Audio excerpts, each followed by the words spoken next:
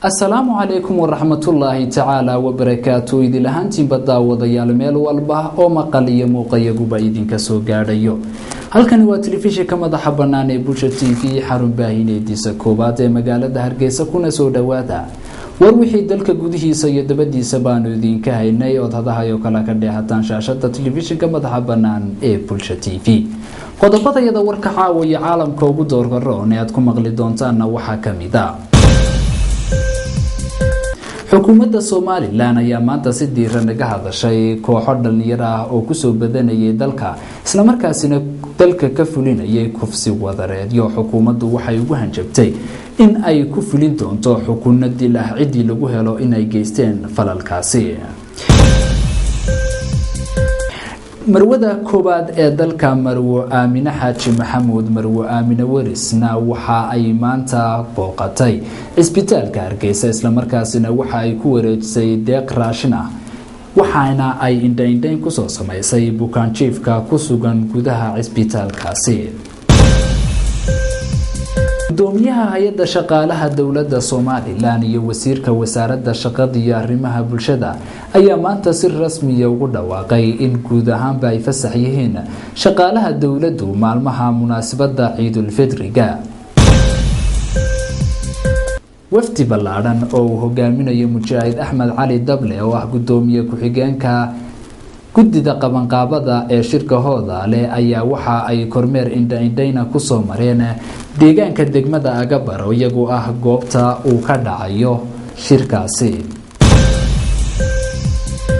wasiiru dawlihii hore ee wasaaradda xanaanada xoolaha ee xukuumadii madaxweyne Daahir Yaale Kaahina waxa uu madaxweynaha Soomaaliland uga hambalyeeyay bixinta darajooyinka 10,000 ee askari ee munaasabadda Ciidul Fidriga wararka naga soo gaadhaya magaalada Burco ee xarunta gobolka Togdheerna waxa ay sheegayaan dawladda hoose ee magaalada Burco ayaa habeennimadii xalay ahayd hawlgallo nadaafadeed waxa ay ka fulisay magaaladaasi hawlgalladan ayaa ah kuwo iyagu loogu gogol xaadhayo goobaha ay dadweynuhu ku tukan doonaan salaada ciida watahay dhammaan baakhiyarteeda qiimaha iyo qadarinta naga mudanay intaasi waa warkii oo kooban iminka iyo haatanna warkii oo fidsan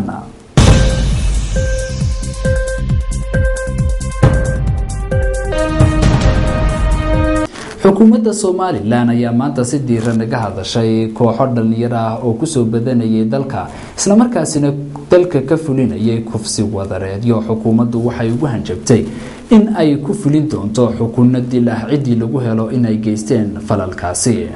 xukuumadda Soomaaliland ayaa markii ugu horeysay ku hanjabtay in ay dil ku fulin doonaan dhalinyar bariyahan dambe ku aanbaxday in ay geystaan kufsi wadareedyo maalmihii u dambeeyay ka dhacay magaalada Hargeysa sidaas waxa sheegay wasiirka arrimaha gudaha Soomaaliland Mudane Cali Maxamed Waran Cadde oo maanta xafiiskiisa ugu waramayay qaar kamid ah warbaahinta dalka Cali Maxamed Waran Cadde wasiirka arrimaha gudaha Soomaaliland waxa uu ku dheeraaday in dhaqankani aanu ahayn aynu hore u lahaan jirnay waana kan wasiir Cali Maxamed Waran Cadde oo arrimahaasi ka hadlaya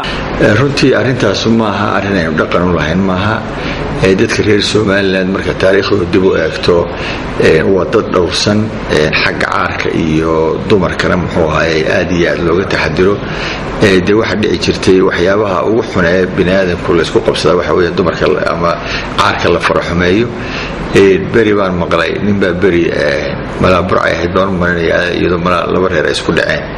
ayuu nintaasoo kale geystay ninkii dawladnimo magac baa loo bixiyo ninkii uu ka haajiray wadanka hadda iyadoo reer isqabsadeen oo dagaal jiro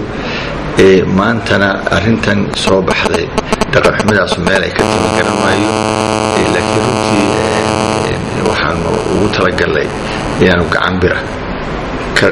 qaadno ilaa dil hataa haday gaadhayso in lagu dilo dhinaca kale wasiirka arrimaha gudaha Soomaaliland waxa uu hambalyo u diray guud ahaanba shacabweynaha reer Soomaaliland ee ku sugan gudaha dalka iyo dibadiisaba isagoo ku ham munaasabadda Ciidul Fidriga awgeed munaasabadda Ciidul Fidriga oo maalinta bari la filayo in dalka guud ahaanba looga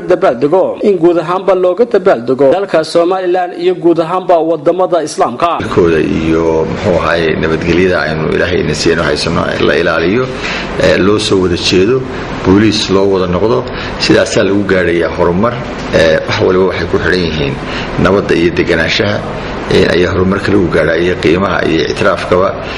aad iyo aad baan runtii bulshada reer Soomaaliyeed ugu mahadnaqayaa sida bulshadu noola shaqayso ay u ilaaliyaan ama u jeceliin dalkooda iyo nabadgelyadiisa waxaan leeyahay ilaahay sanadkiisa bashbash iyo barwaaqo iyo nabad iyo farxad iyo ictiraaf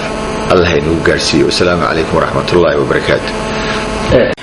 marwada koobaad ee dalka Marwo Aamina Xaaji Maxamuud Marwo Aamina Warisna waxa ay maanta booqatay isbitaalka Hargeysa isla markaasina waxa ay ku wareejisay deeq raashin ah waxaana ay indhayn ku soo sameysay bukaan jiifka ku sugan gudaha isbitaalkaasi marwada madaxweynaha qaranka Soomaaliland Marwo Aamina Waris Sheekh Maxamuud Jirde oo ay wehelinayso wasiirka wasaaradda waxbarashada iyo tacliinta sare ee Soomaaliland Marwo Samsam Cabdi Aadan ayaa maanta deeq xoolaha ku wareejiyay isbitaalka guud ee magaalada Hargeysa munaasabada kooban oo loo qabtay wareejinta deeqda xoolaha ayaa halkaasi ugu horeyn ka hadlay agaasimaha guud ee isbitaalka Weyde ee magaalada Hargeysa Dr. Axmed Umar Askar waxaanu yidhi sida dadka maartay soo galay dumarka waxa soo dhan iyo adeegyo kala badan oo maartay dadka loo fidiyo ayaynu maanta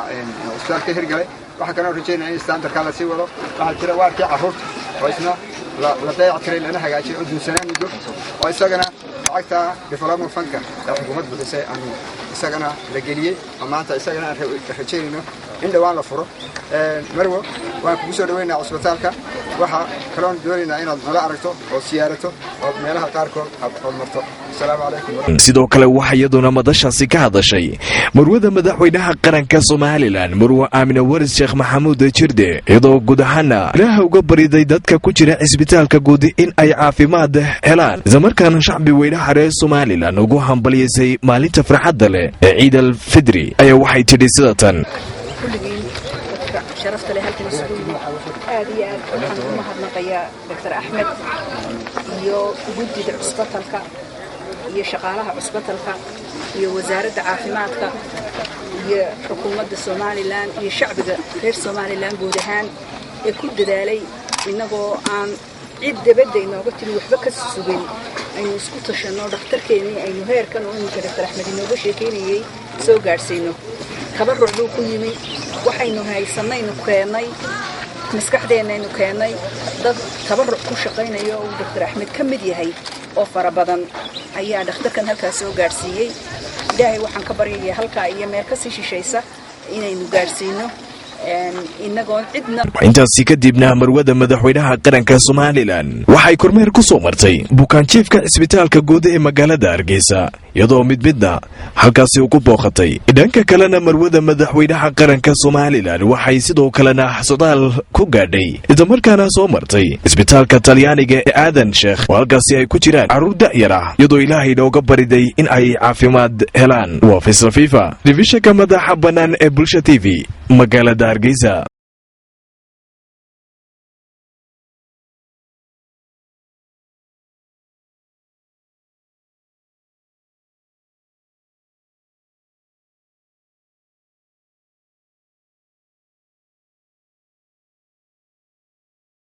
gudoomiyaha hay'adda shaqaalaha dawladda Soomaaliland iyo wasiirka wasaaradda shaqada iyo arrimaha bulshada ayaa maanta si rasmi ah ugu dhawaaqay in guud ahaanba ay fasax yihiin shaqaalaha dawladdu maalmaha munaasabada Ciid al-Fidriga war-saxaafadeedkana ka soo baxay xarunta hay'adda shaqaalaha dawladda ayaa waxa uu nuxurkiisu ahaa wargelin ugu wargelinayo shaqaalaha dawladda in ay fasax yihiin maalinta Khamiista ilaa iyo maalinta Sabtida. war-saxaafadeedkan nuqul ka mid soo gaadhay telefishinka madaxa bannaan ee Bulsha TV ayaa waxa uu dhignaa sida tan: gudoomiyaha hay'adda shaqaalaha dawladdu waxa uu ku wargelinayaa dhammaan shaqaalaha dawladdu in ay fasax yihiin shaqada maalinta Khamiista iyo Sabtida oo ah labadii cisho ee maadaama oo uu soo dhaxgalay maalin Jimcaha sida waxa fasax ku noqonaya khamiista ilaa iyo maalinta sabtida taariikhdu tahay 8 ilaa 10 bishii 8 2013 munaasabada ciidul fidriga awgeed waxa kale oo halkan ugu hambalyeynaya gudoomiyuhu dhammaan shaqaalaha dawladda xaasaskooda iyo caruurtooda waxaana uu rajeynayaa in ay ku gaadhaan bisheeda bashbash baraare iyo nabadgelyo geesta kalena war-saxaafadeeda kaasi lamid ah soo saartay wasaaradda shaqada iyo arrimaha bulshada ayaa waxa ay ku wargelisay dhammaan shaqaalaha jamhuuriyadda Soomaaliland in ay fasax noqon doonaan maalmaha ciidul fidriga awgeed war-saxaafadeedkan oo nuqul kamid soo gaadhay telefishinka Bulsha TV waxa uu dhignaa sida tan waxa lagu wargelinayaa dhammaan shaqaalaha jamhuuriyadda Soomaaliland in ay fasax noqon doonaan maalmaha ciidul fidriga oo labada maalmood taasi oo ku beegan sanadka maalinta khamiista ee taariikhdu tahay 8 bisha 8 2013 hadaba sida uu tilmaamayo xeerka shaqaalaha rayidka ee xeer number 2004 ee qodobka 17 kaas oo sheegaya hadii mid kamid ah ama dhowr fasax qaran isku beegmaan shaqaaluhu waxa uu xaq u leeyahay fasax maalmeedka uu xaq u lahaa maalmaha ku xiga waxa shaqaalaha iyo loo shaqeeyaha la socodsiinaya maadaama ay sanadkan fasaxa ciidul fidriga maalin kamid ah ku beegatay maalin jimcaha ay fasax noqon doonaan maalinta ku xigta ee sabtida ee taariikhdu tahay 7 bisha 8 2013 sida awgeed wasiirka wasaaradda shaqada iyo arrimaha bulshada munaasabada ciida barakeysan ee ciidul fidriga awgeed waxa uu hambalyo iyo bogaadin u diray shaqaalaha weynaha Soomaaliland iyo xaasaskooda waxaana uu Ilaahay uga baryay in uu caafimaad qab iyo barwaaqo gaarsiiyo ciideeda war-saxaafadeedkaasi waxa ku saxeexnaa wasiirka wasaaradda shaqada iyo arrimaha bulshada Soomaaliland Maxamuud Axmed Barre Garaad wasiirka war-saxaafadeedka ka soo baxay hay'adda shaqaalaha dawladda oo ku saxeexnaa Nuux Sheekh Muuse Ducaale gudoomiyaha hay'adda shaqaalaha dawladda wafdi ballaaran oo uu hogaaminayo Mujaahid Axmed Cali Dable oo ah gudoomiye ku-xigeenka guddida qabanqaabada ee shirka Hoodaale ayaa waxa ay kormeer indha-indhayna ku soo mareen deegaanka degmada Agabar oo iyagu ah goobta uu ka dhacayo shirkaasi wafdi ballaaran oo uu hogaaminayo Mujaahid Axmed Cali Dable oo ah gudoomiye ku-xigeenka guddida qabanqaabada shirka Hoodaale ayaa u baxay magaalada Agabar ee degmada Agabar ujeedada wafdigan ayaa ahayd si ambaqaadka hawsha u diyaar garowga shirka Hoodaale oo la qorsheeyay in ay halkaasi ka qabsanto 17 bishan aynu ku jirno ee August xubnaha wafdigan waxa si diiran halkaasi ugu soo dhaweeyay odayaasha dhaqanka deegaanka Agabar gaar ahaan ragga loo xil saaray in ay hawshaasi sii wadaan iyagoo isla markiiba madashii shirka loo qondeeyay ee dugsiga hoose dhexe ee degmada Agabar odayaasha degmada Agabar ee loo xil saaray in ay hawsha sii wadaan ayaa sharaxaad ka bixiyay waxyaabaha ay sii qabteen muddooyinkii u dambeeyay kuwaasi oo ay kamid ahaayeen banaynta 4 wado oo ka baxa isla markaana gala goobta loo qorsheeyay in uu shirkaasi ka qabsoomo waxaana sidoo kale xubnaha wafdigan ay soo tuseen meelo badan oo ay dhir badan ka gooyeen oo ay baneeyeen kadib markii ay dhirtaasi qaarkeedna gooyeen halkii baabuurta ee baarkinka ahayd oo ilaa hawdka ku muuqda ah ilaa halka ay soo aqbato ayaa loogu talagalay baabuurta baarkinka in la dhigo hurdadiina wadadaas tegaysa dhowr wado kale halka ka baxa waa taagaa wasada ilaa mise gaari baa lagu talagalay qaadimeesha ilaa laba kuno gaari hadii yimaadaan gii hore ayaa inaydan iskuul ahaan jiray imika iskuulka rasmiga ee magaaladu waa ka xagashay magaalada ka xiga marka goobtan halkan dhir fara badan baa ku taalay muddadii 2 bilood ahayd ee hawshu ka socotay baa inaydan dhirtii la guray oo waadeen weydinkaas waad arkaysaan marka goobtani waxay ka mid tahay goobihii inaydan kale ee aynu soo marnay runtiina madashan iyo shirkan hadduu eedankiisa leeyahay 17 bisha August oo ay maalmo yar oo kooban inaga xigaan halkan ka qabsoomi doonaa sidoo kale waxa iyaguna madashaasi hadallo kala duwan ka jeediyay xubnihii wafdiga ee guddida qabanqaabada ee halkaasi tagay iyagoo ka sheekeeyay isla markaana ka warbixiyay goobo kala duwan oo ay hore uga shaqeeyeen iyo waxyaabaha loogu talagalay muddada uu shirkaasi socdo Rashiid Cumar Sheekh Rashiid Xaraaro oo kamid ah xubnaha wafdiga ee tagay halkaasi oo arrimahaasi ka hadlaya ayaa waxa uu yiri niman salaadiin aan ahayn oo jira ma jiro dhaqaalihiisii waa la hayaa qalabkiisii waa la hayaa kuraasadii waa la hayaa teendooyinkii waa la hayaa lacagtii waa loo hayaa xoolihii waa la ururiyo waa la hayaa geelii konton geelaba iminka ka soo socdaayeen xagan sare ee oogada xoolihii xagan waqooyiga waa la ururiyo gacanta lagu hayaa meeshaasi inta beesha iyo inta lagu marti qaadayba waa meel qaadaysa oo diyaar u ah waxaa isaguna halkaasi hadal kooban ka jeediyey mujaahid axmed cali dable isagoo si kulul uga jawaabay hadallo maalmahanba laysla dhex marayay oo sheegayay in laga yaabo in shirku uu ka dhaco in uu kadib dhaco wakhtigii loogu talagalay islamarkaana fariin adag u diray dad uu ku tilmaamay in ay hadallo iyo been abuur iyo dacaayad u badan ay la dhex wareegaan suuqyada iyo hudheelada magaalada Hargeysa. Mujaahid Axmed Cali Dable hadaladiisii waxaa ka mid ahaa bismillaahir rahmaanir rahiim halkan taaga waxaan ugu talagalnay maadaama uu dhinacaana dooxi naga marayo dooxi durdur halkana uu naga marayo dooxi weynaaye maroodiile waxa weeyaan halkan waa meel aad u sareysa oo hawo iyo laydh leh annagoo nidhi muxuu ahaayay dooxyada durdurka kaneecadooda iyo waxaasi halkan inaanu teendhooyinkii hurdada ee jiifka inaanu ka dhigno ayaanu ugu talagalnay waana meesha taageed arkaysaan inay sareyso waxa kaliya oo haray uu muxuu ahaayay cagaftiyo xaadha maadaama ay u yaalaan teendhooyinkii dabadeetana halkan waa hoygii halkaana wada qura ka soo gasha halkaana wada qura ka soo gasha iskuulkii oo isagu halkii hooseeyna waxa weeyaan cidii muxuu ahaayay jecelaata dugsigaasi waxa weeyaan ahla wasahlan cidii kalena waxaan ugu dambeyntii qaar ka mid ah odayaasha deegaanka Agabar ayaa shir jaraa'id oo ay qabteen oo ay xarunta degmada ku qabteen waxa ay kaga warbixiyeen halka ay marayso qabaqabada shirka iyaga oo waxba kama jiraan ku tilmaamay in shirku uu kadib dhacayo waqtigii hore loogu qorsheeyay waxaana talooyin u soo jeediyeen guud ahaanba inta ku jirta oo diyaar garowga iyo qabaqabada shirka waxaan idin sheegaynaa haddii aanu nahay beesha degmada Agabar ee Sacad Muuse waxaanu xalay ku dhannay sulaadii iyo cuqaal madax dhaqmeedyo aanu ku soo dhaweynay halkaa waxaanu isla garannay inay ku noqdaan ugaas Ibraahim Jilbadhige isagoo ah ninkii gogasha fidiyey iyagoo gacmaha haysta oo shirka danaynaya oo istaadahaysanayna inay noo yimaadaan hawey nimanka odayaasha yimid meesha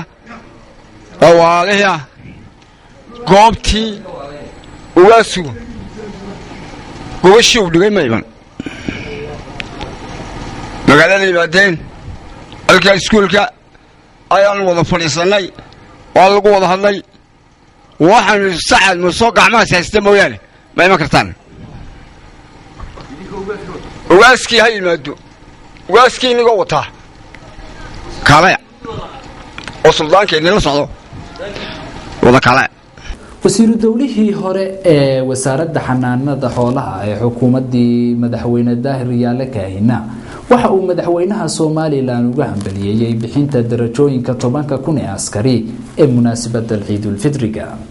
Dowladii hore wasaaradda xanaanada xoolaha Soomaaliland ee xukuumadii madaxweyne Daahir Yaale Kaahin isla markaana kamid ah siyaasiyiinta siyaasadeedka Aqsoor ee ku hadhay tartanka doorashooyinka golayaasha deegaanka ee Soomaaliland Injineer Aadan Daahir Maxamed Aadan Dheere ayaa shir jaraa'id oo maanta ku qabtay magaalada Hargeysa ayaa waxa uu hambalyo u diray madaxweynaha Soomaaliland Mudane Axmed Maxamed Maxamuud Silaanyo oo ugu hambaliyay darajooyinka uu ku taxay saraakiisha ugu sarsareysay ciidamada qaranka Soomaaliland sidoo kalena wasiiru dawladii hore wasaaradda xanaanada xoolaha Soomaaliland xukuumadii Daahir Yaale Kaahin Aadan Dheere ayaa markii ugu horeysay hoosta ka xariiqay in gudoomiyihii siyaasadeedka Aqsoor Xasan Ciise Jaamac oo isagu kamid ah siyaasiyiinta ku boobay golaha wadatashiga ee toosinta qaranka Soomaaliland aanu matalin magaca siyaasadeedka Aqsoor laakiin se uu ku jiro ayuu yiri shakhsi ahaan wasiir dawladii hore wasaaradda xanaanada xoolaha Soomaaliland Aadan Dheere oo arrimahaasi ka hadlaya ayaa waxa uu yiri iminkana sidii buu yahay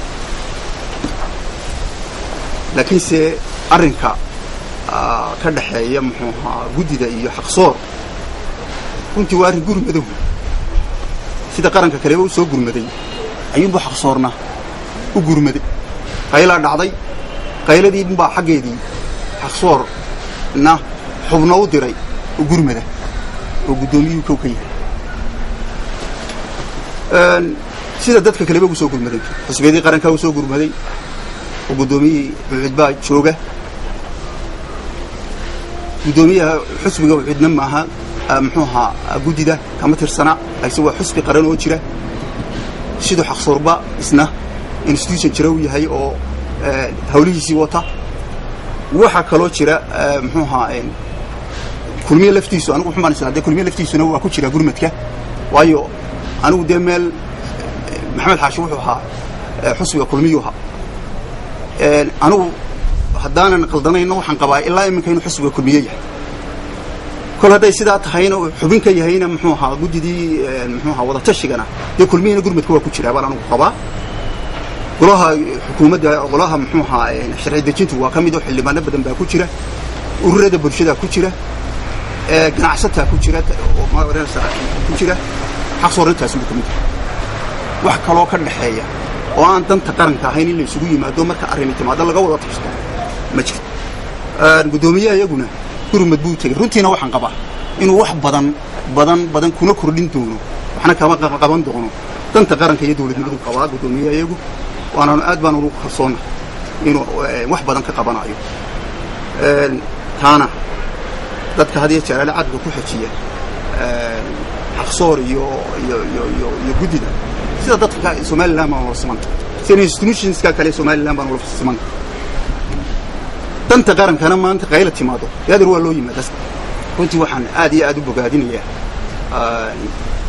darajooyinka ciidamada oo maalin wanaagsan iyo waqti wanaagsan iyo bil wanaagsan ku soo beegmay oo runtiina aan rajaynayo runtiina loo baahnaa ahna arrin aan la dabooli karin oo qaranka hor u qaaday aad baan u tahaniideynaya laakiinse mid waxaan ka dardaarmaya in ciddii loo dira hawsheeda gashaa inay si cadaalada oo aan turxaan lahayn oo qaranka bays u noqota inay hawsha u fuliyaan. Cabdiraxmaan Fantastic, Bulsha TV, Hargeysa. wararka naga soo gaadhaya magaalada Burco ee xarunta gobolka Togdheerna waxa ay sheegayaan dawladda hoose ee magaalada Burco ayaa habeennimadii xalay ahayd hawlgallo nadaafadeed waxa ay ka fulisay magaaladaasi. hawlgalladan ayaa ah kuwo iyagu loogu gogol xaadhayo goobaha ay dadweynuhu ku tukan doonaan salaada ciida. kadib markii wasiirka wasaaradda diinta iyo aqaafta Soomaaliland ugu baaqay guud ahaanba mas'uuliyiinta degmooyinka dalka inay hagaajiyaan magaalooyinka ay madaxda ka yihiin munaasabadda ciida awgeed ayaa mas'uuliyiinta dowladda hoose ee magaalada Burco hawlgal ay habeenkii xalay taafiriyeen waxa ay ku baneeyeen jidadka waaweyn ee halbowlaha magaalada Burco intii lagu guda jiray banaynta iyo ciidka xaaladda jidadka waaweyn ee magaalada Burco ayaa TV-ga madaxa bannaan ee Bulsha TV waxa uu kula kulmay goobta shaqadu ay ka socoto madaxa hawlaha guud ee gaadiidka dowladda hoose Ismaaciil Cabdidaar oo waraysi gaar ah siiyay TV-ga madaxa bannaan ee Bulsha TV ugana warramay sida ay dowladda hoose uga go'an tahay banaynta jidadka iyo dayactirka magaalada Burco waxaana hadaladiisii ka mid ahaa ciidda laamiga taagan waxaan kaga faa'iidaysanayaa fursadda tan waa reer Burco